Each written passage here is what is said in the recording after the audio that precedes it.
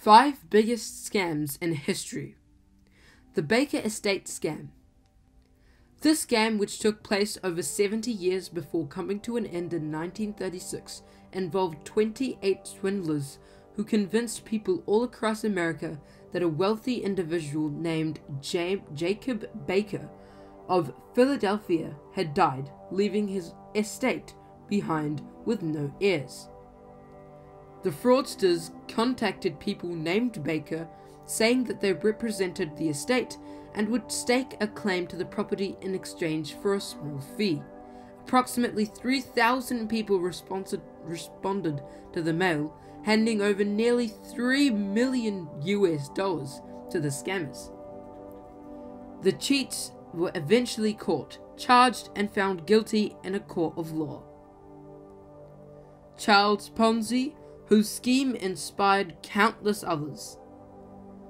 Charles Ponzi, the creator of the original pyramid scheme, was born in Italy and first arrived in Boston in 1903, bearing $2.5 to his name. His initial hustles were restricted to forging checks and assisting illegal migrants, serving a 5-year term in US prison for his troubles. In 1920, Ponzi discovered arbitrage in the form of international postal reply coupons, each worth 5 cents. Coupons purchased in Spain at a preset exchange rate could be redeemed for a nickel back in the US, and the falling value of the peso meant there was an opportunity to make money. He did just that, first recruiting people from the poorer economies in Europe to send him postage coupons, which he then sold in the US for a profit. But Ponzi wasn't satisfied with simply fleecing the government. He had grander ambitions and started to recruit ordinary people, promising them anywhere between 50% to 100% returns on their investment. Thousands of people were attracted by Ponzi's claims and entrusted him with their money. Ponzi used the incoming cash flow from new investors to pay off old ones, and many people simply reinvested their returns with him anyway. These kinds of outsized returns started to attract scrutiny, and an investigation by the Boston Post revealed that the business was a scam. It was ascertained that Ponzi had swiped up to $20 million from investors, which earned him another jail sentence. He was later deported back to Italy. William Thompson, the original con man. William Thompson lived in the mid-19th century in New York City and was likely to the first person to become widely known as a confidence man, a type of fraudster that became hugely popular in the buzzing metropolises of the late Industrial Revolution. As a con man, Thompson would exploit the naivete of people he met in the streets, bars, or events with a type of social engineering scheme dubbed a confidence trick. Thompson would walk up to people in a friendly way, greet them, and give the impression the two had met before. After gaining the trust of a stranger, Thompson would simply ask, "Have you confidence in me to trust me with your watch until tomorrow?" Unbelievably, this worked. Thompson managed to repeat the trick on various people before authorities caught up with him. Somehow, the "you can trust me, give me your watch" trick became so popular it inspired a whole generation of confidence artists. One woman, Bertha Hayman, even continued to find victims while locked up in jail. Bertha's scheme was more elaborate than Thompson's and quite similar to today's 419 fraud, aka the Nigerian letter scam.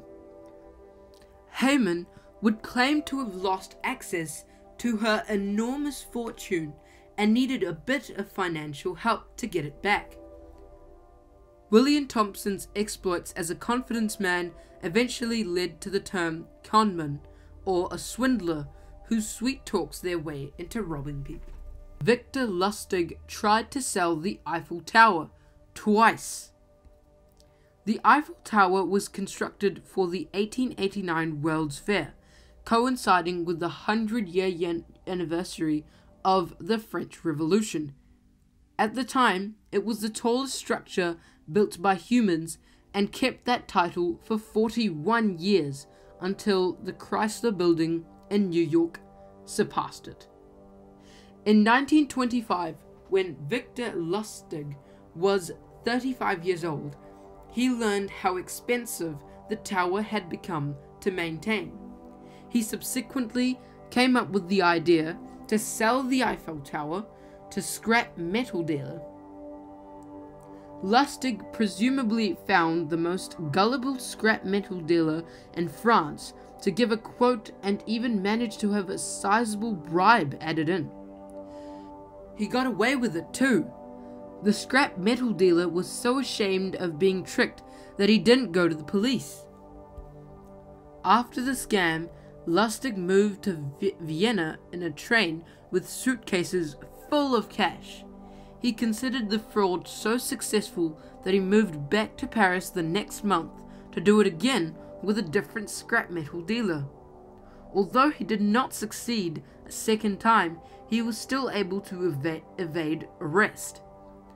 In the United States, George C. Parker carried out a similar con around the same time when he sold the Brooklyn Bridge several times. Buyers attempted to set up toll booths which had to be removed by police.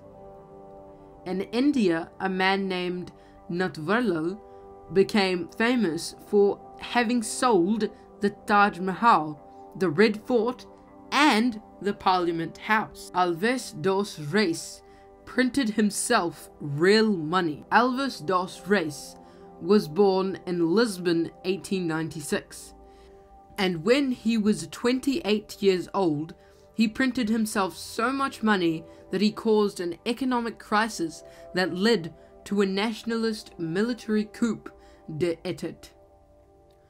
Reis forged a contract with the Bank of Portugal that authorized him to print a new set of banknotes and approached the company that previously printed Bank of Portugal notes, Waterloo and Sons, to make all the new cash. As the printers used legit original plates to print the banknotes, the forgeries were perfect. Reis had 200,000 banknotes printed worth almost 1% of Portugal's entire GDP, comparable to publishing about $2 billion in currency today. At one point, nearly half of the 500 escudos notes were fake.